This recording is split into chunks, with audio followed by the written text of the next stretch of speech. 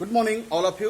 आज हम आधुनिक भारतीय इतिहास की सीरीज को कंटिन्यू करेंगे और आज का जो टॉपिक है यह जो है धन का बहिर्गमन सिद्धांत या धन के निष्कासन का सिद्धांत। क्या है? धन बहिर्गमन का सिद्धांत या धन निष्कासन का सिद्धांत, या इसी थ्योरी को कहते हैं ड्रेन ऑफ वेल्थ थ्योरी। धन निष्कासन के सिद्धांत या धन अपवाह का सिद्धांत या धन बहिर्गमन का सिद्धांत, ये सब एक है और इसे अंग्रेजी में कहते हैं ड्रेन ऑफ वेल्थ थ्योरी। इस थ्योरी के जन्मदाता, इस थ्योरी को पहली बार भारत और ब्रिटेन के परिप्रेक्ष्य में किसने दिया था? तो दादा भाई नौरोजी ने। अब इस क्लास में आज हम ये समझेंगे कि ड्रेन ऑफ वेल्थ थ्योरी जो है धन निष्कासन के सिद्धांत से एग्जामों में किस किस तरह से प्रश्न पूछे जाते हैं और किस तरह से इस टॉपिक को पढ़ें कि एग्जाम में आने वाले जो प्रश्न हैं वो न छूटें। ये इस तकनीक को आज मैं समझाऊंगा आपको कि इसको इस तरह से पढ़ेंगे आज हम इस तकनीक से कि आपको बहुत कुछ इसमें याद करने की जरूरत नहीं होगी। अगर आप 2 से 3 बार इस टॉपिक को रिवाइज करते हैं तो मेरा दावा है कि इससे आने वाले एग्जामों में प्रश्न जो भी किसी IAS, UPSC, UP PGT, TGT, history subject के पीजीटी, टीजीटी के एग्जाम दे रहे हैं, एसएससी दे रहे हैं, दरोगा एसआई के एग्जाम दे रहे हैं, किसी भी एग्जाम में अगर इस टॉपिक से एक प्रश्न आएगा तो वो आपका होगा। देखिए, सबसे पहले यहां से प्रश्न पूछे जाते हैं कि धन निष्कासन का सिद्धांत ड्रेन ऑफ वेल्थ थ्योरी किसने दिया था? धन बहिर्गमन सिद्धांत या धन अपवाह का सिद्धांत किसने दिया? तो याद रखेंगे दादा भाई नौरोजी। सबसे पहला प्रश्न यहीं से पूछे जाते हैं कि धन निष्कासन का सिद्धांत किसने दिया? दादा भाई नौरोजी। अब देखिए कि अब ये समझने का प्रयास करें कि इस धन निष्कासन का सिद्धांत है क्या, इस धन निष्कासन के सिद्धांत का क्या प्रभाव पड़ा भारत पर और कैसे ये धन निष्कासन हो रहा था। तो देखिए, भारत से धन संपत्ति, माल का इंग्लैंड में हस्तांतरण, यानी भारत से धन संपत्ति, माल, जो भी भारत के कच्चे माल, भारत की वस्तुएं, धन जो है ये भारत को से ब्रिटेन को भेजा जाना ही जो है क्या कहलाता था? धन निष्कासन का सिद्धांत। क्यों कहा जाता? अब तो आप कहोगे कि व्यापार में भी तो सर यही होता है कि आपकी वस्तुएं जो है दूसरे देश को भेजी जाती है और व्यापार को बेहतर माना जाता है, जबकि यही काम यहां हो रहा है तो यह बेहतर क्यों नहीं है? तो देखिए क्यों नहीं बेहतर है कि यहां से केवल हमारी वस्तुएं बाहर भेजी जा रही हैं, यानी हमारे धन संपत्ति बाहर भेजा जा रहा है, हमारे कच्चे माल बाहर भेजे जा रहे हैं, वस्तुएं भेजी जा रही हैं, मसाला, सूती वस्त्र आदि चीजें बाहर भेजी जा रही हैं, लेकिन इसके बदले में हमें कोई भी कीमत प्राप्त नहीं होती है। पिछली क्लासों में जब हम भारतीय अर्थव्यवस्था पर ब्रिटिश का प्रभाव समझा रहे थे तो मैंने बताया था पिछली क्लासों में कि हमने देखा कि जब अंग्रेजी शासन, जब 1757 के पहले भारत का व्यापार जो था अंग्रेजों के साथ पॉजिटिव था, प्लस में था। भारत से वस्तुएं अंग्रेज खरीदते, अपनी मंडियों में ले जाते और इन वस्तुओं के बदले हमें बहुमूल्य रत्न, सोना, चांदी, जवाहरात देते, जिससे भारत का खजाना भर रहा था। लेकिन यहां ये नहीं हो रहा है।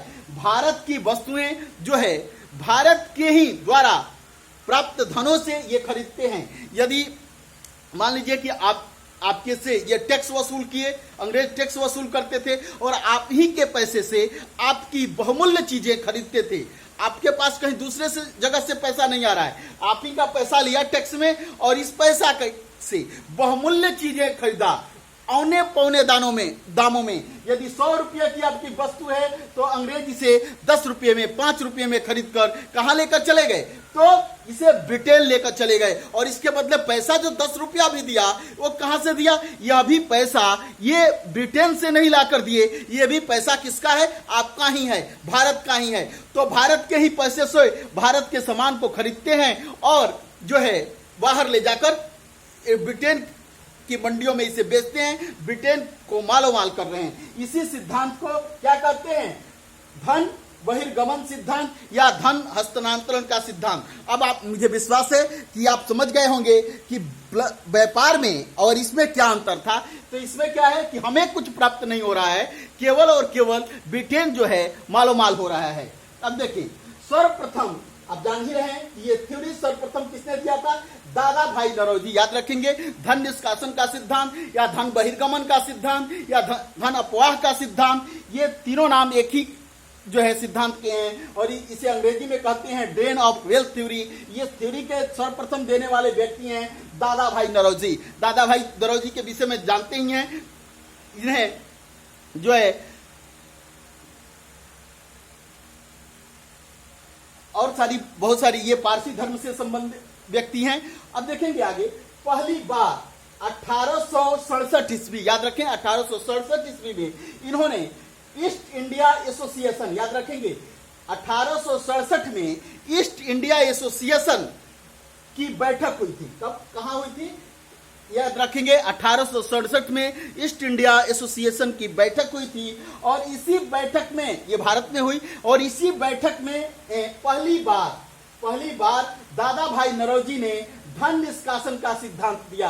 कौन सा सिद्धांत दिया, पहली बार कब बताया था, धन निष्कासन के सिद्धांत पर कब प्रकाश डाला था, तो ईस्ट इंडिया एसोसिएशन की बैठक 1867 में हुई और इसमें इन्होंने एक पेपर प्रेजेंट किया और उस पेपर में बताया कि किस तरह से भारत से धन का निष्कासन हो रहा है और इस धन के निष्कासन के फलस्वरूप भारत किस तरह गरीब से गरीब होते जा रहा है। भारत की गरीबी का जो कारण इन्होंने धन के निष्कासन को बतलाया था।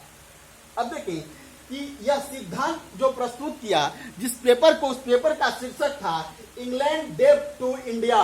क्या था, इंग्लैंड डेब्ट टू इंडिया। आपसे यहां से प्रश्न पूछे जाते हैं कि धन निष्कासन का सिद्धांत जो है सबसे पहले किस पेपर में या कहां पे वर्णन किया गया, तो डेब्ट, इंग्लैंड डेब्ट टू इंडिया नामक शीर्षक वाली लेख में यह व्यक्त किया गया, इंग्लैंड डेब्ट टू इंडिया। याद रखेंगे कहां सबसे पहले कहा गया, तो इंग्लैंड डेब्ट टू इंडिया नामक जो पेपर प्रेजेंट किया था जिसका शीर्षक था इंग्लैंड डेब्ट टू इंडिया, इसी में इन्होंने धन के निष्कासन को, सिद्धांत को विस्तार से समझाया था। और ये कहां प्रेजेंट किया उन्होंने इस पेपर को, तो ईस्ट इंडिया एसोसिएशन की बैठक हो रही थी, उसी में एक पेपर इन्होंने पढ़ा और इसमें ये बताया, इस पेपर का शीर्षक था इंग्लैंड डेब्ट टू इंडिया। याद रखेंगे, बार बार पूछता है कि धन के निष्कासन का सिद्धांत किसमें वर्णित, सबसे पहले किसमें वर्णित किया गया था, तो ये पेपर है इंग्लैंड डेब्ट टू इंडिया। क्लियर हुआ। आगे अपने निबंध, अब देखें कि कई सारे निबंध इन्होंने लिखा, लेख कई सारे लिखे और उन लेखों में भी इस अपने सिद्धांत को लगातार प्रचारित करते रहे, लगातार इस सिद्धांत की व्याख्या करते रहे। अब देखिए, दूसरी बार poverty and un British rule in India, एक पेपर इन्होंने, एक निबंध लिखा इन्होंने, याद रखेंगे इस निबंध का शीर्षक है poverty and un British rule in India. कब लिखा था इन्होंने, 1867 ईस्वी में यह लेख लिखा था, poverty and un British rule in India. बार बार पूछता है कि poverty and un British rule in India किसकी रचना है, किसके लेख हैं, तो यह दादा भाई नौरोजी के हैं। इसमें क्या वर्णित है, तो धन निष्कासन का सिद्धांत दिया है, इसमें ड्रेन ऑफ वेल्थ थ्योरी दिया है, किसने, poverty and un British rule in India. कब दिया इन्होंने, 1867 में। सबसे पहले धन निष्कासन का सिद्धांत किस पेपर में वर्णित किया था इन्होंने, इंग्लैंड डेब्ट टू इंडिया। कौन सा इनका लेख था, इंग्लैंड डेब्ट टू इंडिया। इसमें सबसे पहले इन्होंने धन का निष्कासन दिया। फिर दूसरी बार इनका लेख छपा एक, जिसका शीर्षक था poverty and un British rule in India. इसमें इन्होंने 1867 में इस ड्रेन ऑफ वेल्थ थ्योरी को समझाया, धन के। उसके बाद से तीसरा इनका एक लेख छपा, इस लेख का शीर्षक था the wants and means of India. The wants and means of India, the wants and means of India. यह पुस्तक कब लिखा इन्होंने, 1870 में। 1870 में the wants and means of India नामक पुस्तक में इन्होंने इसी थ्योरी को, जिस थ्योरी को इन्होंने इंग्लैंड डेब्ट to India, poverty and un British rule in India जो समझाया था, इसी थ्योरी को पुनः जो है व्याख्यातित किया, विस्तार रूप से समझाया, the wants and means of India. आपसे प्रश्न पूछा जाता है कि the wants and means of India नामक लेख किसका है, किससे संबंधित है, तो दादा भाई नौरोजी से। इसमें किस चीज का वर्णन किया था उन्होंने, धन के निष्कासन सिद्धांत दिया था। तो ये तीनों पेपर से काफी प्रश्न पूछे जाते हैं। देखिए इधर, on the commerce of India, एक और निबंध इन्होंने लिखा, ये चौथा निबंध है इनका। ये इस निबंध का नाम है on the commerce of India. ये कब लिखा, 1871 ईस्वी में।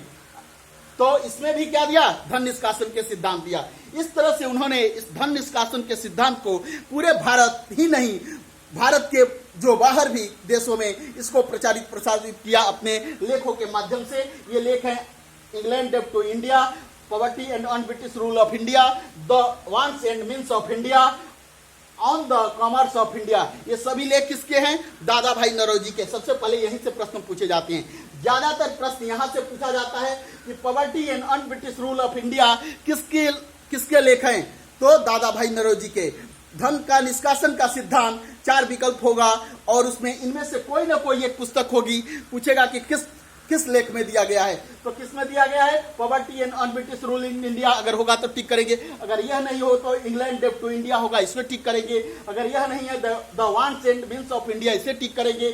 अगर यह नहीं है तो on the commerce of India होगा। यदि प्रश्न यहां से यह पूछे कि सर्वप्रथम धन निष्कासन का सिद्धांत दादा भाई नौरोजी ने किस पेपर में प्रकाशित किया था, तो कहेंगे इंग्लैंड डेब्ट टू इंडिया। यदि प्रश्न पूछे कि किस संगठन की बैठक में इसे प्रस्तुत किया था इस सिद्धांत को, तो ईस्ट इंडिया एसोसिएशन। क्लियर हुआ। अब मुझे विश्वास है कि एग्जाम में आने वाले एक भी प्रश्न इस टॉपिक से अगर यहां से पूछे गए तो आपके नहीं छूटेंगे।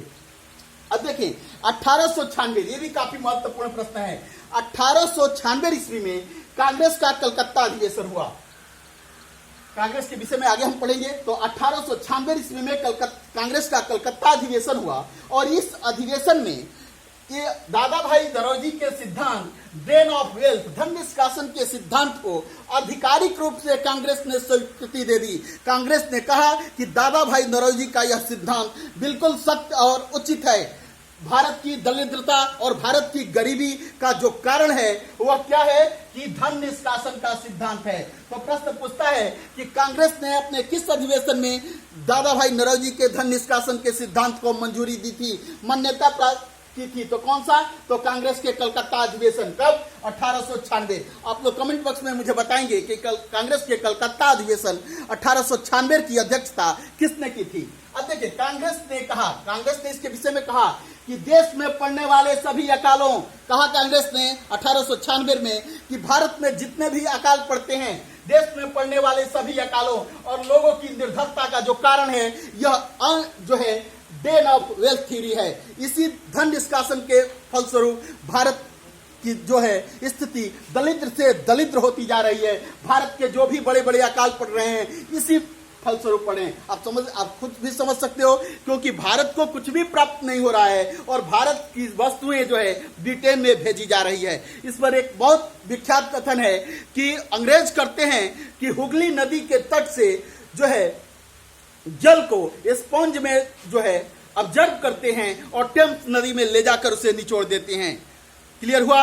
ये एक कथन है, किसके संबंध में एक कथन है, तो धन निष्कासन के संबंध में है। अब देखेंगे यहाँ भारत से धन का निष्कासन है। अब देखें दादा भाई नौरोजी ने कहा कि ब्रिटिश राज्य दिन प्रतिदिन भारत को लूट रहा है। क्या कहा कि ब्रिटिश राज्य धन निष्कासन सिद्धांत के तहत, धन बहिर्गमन के तहत जो है दिन प्रतिदिन भारत को लूट रहा है और दिन प्रतिदिन भारत को गरीब से गरीब बनाते जा रहा है। अब देखिए भारत धन निष्कासन के कारण निर्धन देश बनता जा रहा है। ये कथन किसका है, तो दादा भाई नौरोजी का है। 1865 ईस्वी में दादा भाई नौरोजी और WC बनर्जी, याद रखेंगे ये काफी एग्जाम की दृष्टि से काफी महत्वपूर्ण टॉपिक है। 1865 दादा भाई नौरोजी और WC बनर्जी, ठीक है, बैमेश चंद्र बनर्जी इनका पूरा नाम है, लंदन इंडिया सोसाइटी का गठन किया। ये प्रश्न बार बार पूछता है, लंदन इंडिया सोसाइटी का गठन किसने किया था, तो दादा भाई नौरोजी ने किया था। किसके साथ मिलकर, WC बनर्जी के साथ मिलकर 1865 में। लंदन इंडिया सोसाइटी के गठन का उद्देश्य क्या था, इसका उद्देश्य था भारत के दुख और दर्द का प्रचार करना, विदेशियों को या भारत से बाहर के लोगों को भारत के दुख दर्द के विषय में बतलाना। किस संस्था, लंदन इंडिया सोसाइटी का उद्देश्य क्या था, भारत के दुख दर्द को प्रचारित प्रसारित करना भारत से बाहर। 1892 में प्रथम भारतीय दादा भाई नौरोजी हैं जिन्होंने ब्रिटेन के हाउस ऑफ कॉमन्स के लिए जिन्हें चुना गया।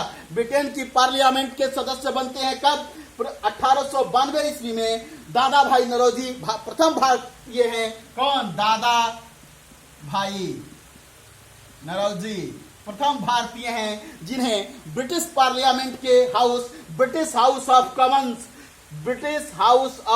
कॉमन्स कब चुना गया? 1852 में। किस पार्टी से चुने गए थे? लिबरल पार्टी से। आपसे प्रश्न बार बार पूछता है कि भारत वह कौन प्रथम भारतीय है जिसे ब्रिटिश पार्लियामेंट के लिए चुना गया था, जिसे ब्रिटिश हाउस ऑफ कॉमन्स के लिए चुना गया था? तो कौन है? दादा भाई नौरोजी। कब चुने गए थे? तो 1892 ईस्वी में। किस पार्टी से? तो लिबरल पार्टी से, लिबरल पार्टी। अब देखें महादेव गोविंद रानडे। अब देखें कि इस धन बहिर्गमन के सिद्धांत का समर्थक किसने किया था? तो महादेव गोविंद रानडे ने किया। रमेश चंद्र दत्त, ये नाम काफी महत्वपूर्ण है और परीक्षा की दृष्टि से भी और भारत की अर्थव्यवस्था को जानने की दृष्टि से भी रमेश चंद्र दत्त का नाम काफी प्रसिद्ध है। रमेश चंद्र दत्त क्या है? एक अर्थशास्त्री हैं, एक प्रमुख जो है भारतीय अर्थशास्त्री थे जिन्हें आरसी दत्त, शॉर्ट में आरसी दत्त कहते हैं। इन्होंने एक अर्थशास्त्र पुस्तक लिखी थी, इकोनॉमिक हिस्ट्री ऑफ इंडिया। एक किसकी पुस्तक है? बार बार प्रश्न तो इधर सिंपल सा यहां से पूछा जाता है कि Ramesh Chandra Dutt, economic history of India किसकी पुस्तक है? तो रमेश चंद्र दत्त की पुस्तक है। कब लिखा इन्होंने? 1901 ईस्वी में। इसमें इन्होंने बताया था कि भारत से जितना भी राजस्व अंग्रेज इकट्ठा करते हैं उसका 1/2 हिस्सा ये ब्रिटेन भेज देते हैं, बाहर भेज देते हैं। अब देखिए भारत के आर्थिक इतिहास की प्रथम पुस्तक है यह। माना जाता है कि भारत के आर्थिक इतिहास की प्रथम पुस्तक रमेश चंद्र दत्त ने लिखी थी, जिसका नाम है economic history of India. Bharat की आर्थिक इतिहास की प्रथम पुस्तक जिसका नाम है इकोनॉमिक हिस्ट्री ऑफ इंडिया 1901 ईस्वी में, जिसके लेखक हैं रमेश चंद्र दत्त। इसमें कंफ्यूजन नहीं होंगे। अगर पूछेगा कि अर्थशास्त्र किसने लिखा तो चाणक्य ने लिखा, लेकिन अर्थशास्त्र की पुस्तक नहीं है ये। इस पुस्तक का नाम है अर्थशास्त्र, लेकिन इस पुस्तक में किस विषय पर चर्चा की गई है? तो यह राजनीति शास्त्र की पुस्तक है। पुस्तक का नाम अर्थशास्त्र है, लेकिन इस पुस्तक में चर्चा किसकी है? तो राजनीति शास्त्र की। और इसके लेखक चाणक्य हैं, जो चंद्रगुप्त मौर्य के समकालीन हैं। अब देखें सर सैयद अहमद खां, ये भी नाम याद रखने की योग्य है। सर सैयद अहमद खां जो है अंग्रेजों के समर्थक थे और आंग्ल समर्थक के द्वारा मुस्लिम धर्म का विकास आंग्ल समर्थन से करना चाहते थे। और इन्होंने इस सिद्धांत का तो धन निष्कासन के सिद्धांत, ड्रेन ऑफ वेल्थ थ्योरी का क्या किया था? का विरोध किया। बाकी सभी लोगों ने, जैसे देखा महादेव गोविंद रानडे, रमेश चंद्र दत्त और गोपाल कृष्ण गोखले जैसे विद्वानों ने